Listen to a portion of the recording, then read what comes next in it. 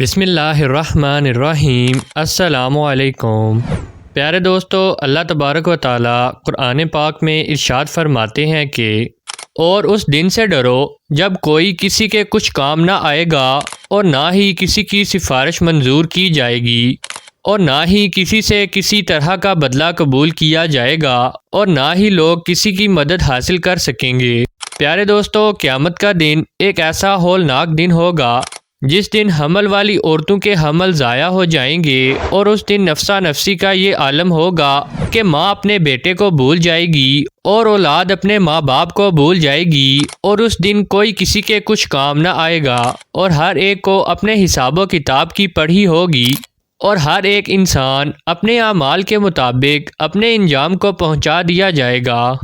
پیارے دوستو، اس بات پر ہر ایک مسلمان کا ایمان ہے کہ اس نے مرنے کے بعد قیامت کے دن اٹھنا ہے اور اپنے اعمال کا بدلہ لینا ہے۔ لیکن آج کی اس ویڈیو میں ہم آپ کو بتائیں گے کہ مرنے کے بعد بچوں کا حساب و کتاب کیسے ہوگا اور کیا بچوں سے قبر کے اندر سوال و جواب کیے جائیں گے یا نہیں، کیا مرنے کے بعد بچوں کو بھی ان کے قبروں میں عذاب ہوگا یا نہیں، اور اس کے ساتھ ساتھ ہم آپ کو یہ بھی بتائیں گے کہ مرنے کے بعد کافروں اور مشرکین کے بچوں کے ساتھ کیا سلوک کیا جاتا ہے اور کیا کافروں اور مشرکوں کے بچے مرنے کے بعد جنت میں جائیں گے، یا اور اگر کوئی معصوم بچہ کفر کر دے تو کس عمر میں اس بچے کے کفر کا اعتبار کیا جائے گا۔ پیارے دوستو، ان تمام تر سوالات کے جوابات قرآن و حدیث کی روشنی میں آج کی اس ویڈیو میں ہم آپ کو بتائیں گے،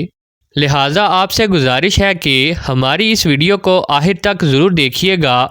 پیارے دوستو، اس دنیا کو چھوڑنے کے بعد انسان کو سب سے پہلے جس گھر میں داخل کیا جاتا ہے قبر ہے۔ قبر آخرت کی منازل میں سے سب سے پہلی منزل ہے اور قبر سے ہی ہر انسان کا حساب و کتاب شروع ہو جاتا ہے۔ جو قبر کے امتحانات کو پاس کر لیتا ہے تو اس سے آگے آنے والے امتحانات اس کے لیے آسان ہوتے ہیں، اور جو قبر کے امتحانات کو پاس کرنے میں ناکام رہتا ہے تو آگے آنے والے امتحانات اس سے کہیں زیادہ سخت اور دشوار ہوں گے۔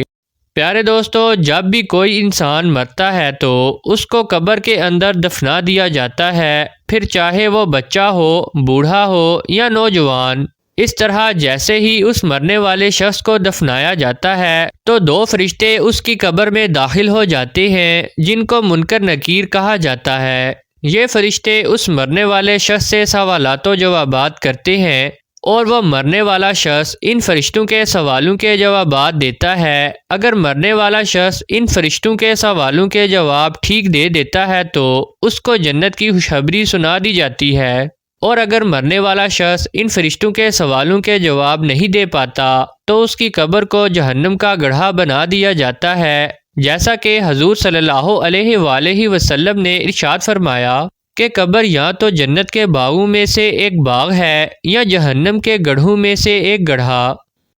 اور قبر آخرت کی منازل میں سے سب سے پہلی منزل ہے۔ جس نے اس کو آسانی سے پار کر لیا تو آگے کا معاملہ اس سے آسان ہے، اور جو اس منزل کو پار نہ کر سکا تو آگے کا معاملہ اس سے کہیں زیادہ دشوار ہے۔ دوستو، اب بات کرتے ہیں کہ اگر کوئی نابالغ بچہ بالغ ہونے سے پہلے مر جائے تو کیا اس سے بھی قبر میں حساب و کتاب لیا جاتا ہے؟ تو دوستو، اس سے بھی سوال و جواب کیے جاتے ہیں۔ تو اس کے متعلق مختلف روایات ملتی ہیں کہ بعض روایات کے مطابق چھوٹے بچوں سے قبر کے اندر سوال و جواب کیے جائیں گے، کیونکہ اللہ تبارک و تعالیٰ قبر کے اندر ان مرنے والے بچوں کے عقلوں کو مکمل کر دے گا، اور پھر یہ مرنے والے بچے اپنے کامل عقل کے مطابق فرشتوں کے ان سوالات کے جوابات دیں گے۔ اور دوسری روایات کے مطابق بچوں سے قبر میں کوئی حساب و کتاب نہیں لیا جائے گا، کیونکہ بچے معصوم ہوتے ہیں اور وہ غیر مکلف ہوتے ہیں، لہٰذا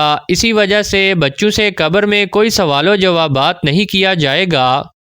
پیارے دوستو، اب بات کرتے ہیں کہ ان بچوں کی جو کافروں کے گھروں میں پیدا ہوئے یا مشرکوں کے گھروں میں پیدا ہوئے اور بالغ ہونے سے پہلے مر گئے، تو ایسے بچوں کے ساتھ قبر کے اندر کیا سلوک کیا جائے گا۔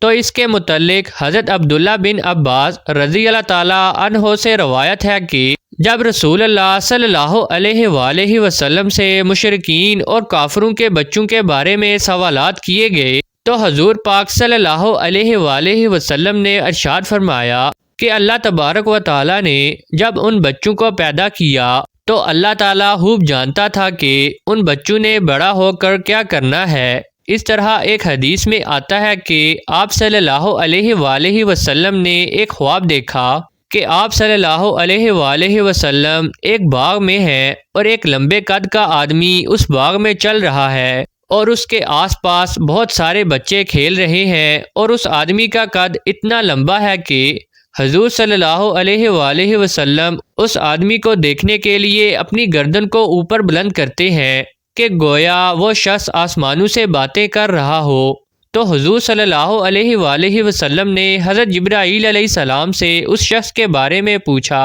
اور ان بچوں کے بارے میں دریافت فرمایا۔ تو حضرت جبرائیل علیہ السلام نے عرض کی کہ یا رسول اللہ صلی اللہ علیہ وآلہ وسلم، آپ نے جس شخص کو دیکھا ہے وہ حضرت ابراہیم علیہ السلام ہیں، اور ان کے ارد گرد جو بچے کھیل رہے تھے وہ بچے ہیں جو فطرت سلیم پر پیدا ہوئے اور بالغ ہونے سے پہلے فطرت سلیم پر ہی مر گئے، یعنی وہ بچے اسلام پر ہی پیدا ہوئے اور بالغ ہونے سے پہلے اسلام پر ہی مر گئے۔ تو ایسے بچوں کے ساتھ آخرت کے اندر وہی سلوک کیا جائے گا جو ایک مسلمان کے گھر میں پیدا ہونے والے بچے کے ساتھ کیا جاتا ہے، کیونکہ ہر پیدا ہونے والا بچہ اسلام پر ہی پیدا ہوتا ہے اور بعد میں بڑا ہو کر وہ کافر یا مشرک بنتا ہے۔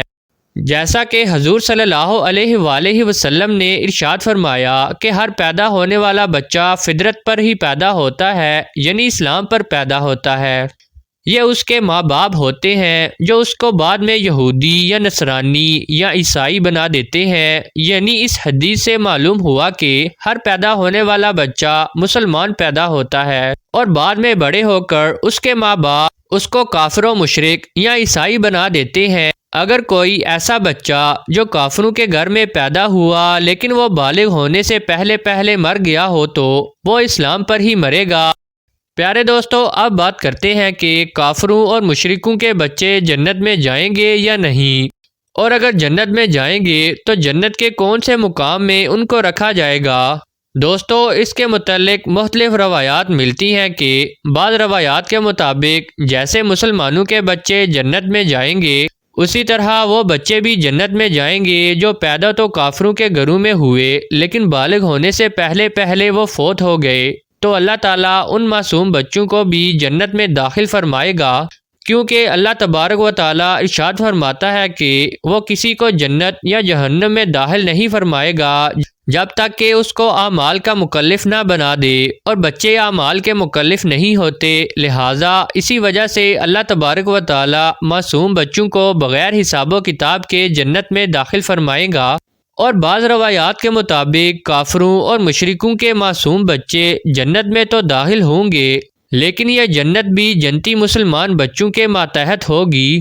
اور ان کے خادمین کی ڈیوٹی سر انجام دیں گے، اور یہ مسلمان جنتی بچوں کے خادمین ہوں گے۔ اور بعض علماء کرام اس مسئلے پر خاموشی اختیار کرتے ہیں، اور ان کا یہ کہنا ہے کہ اللہ تبارک و تعالیٰ بہتر جانتا ہے کہ اللہ تبارک و تعالیٰ کافروں کے بچوں کے ساتھ کیا سلوک فرمائے گا۔ واللہ عالم۔ پیارے دوستو، ان تمام تر روایات میں سب سے صحیح روایت یہ ہے کہ جو بھی بچہ بالغ ہونے سے پہلے فوت ہو جاتا ہے تو اللہ تبارک و تعالیٰ ان کو بغیر حساب و کتاب کے جنت میں جگہ عطا فرماتا ہے، اور بالغ ہونے سے پہلے مرنے والے تمام بچے حضرت ابراہیم علیہ السلام کی کفالت میں ہوتے ہیں اور ان کو حضرت ابراہیم علیہ السلام کے پاس رکھا جاتا ہے، پھر چاہے وہ مسلمانوں کے بچے ہوں یا کافروں کے بچے۔ اللہ تبارک و تعالیٰ سے دعا ہے کہ اللہ تبارک و تعالیٰ ہمیں نیک اعمال کرنے کی توفیق عطا فرمائے اور ان تمام تر برائیوں سے ہمیں بچائے جن برائیوں کی وجہ سے پہلی قومیں ہلاک ہوئیں اور اللہ کے دردناک عذاب کی مستحق قرار پائیں۔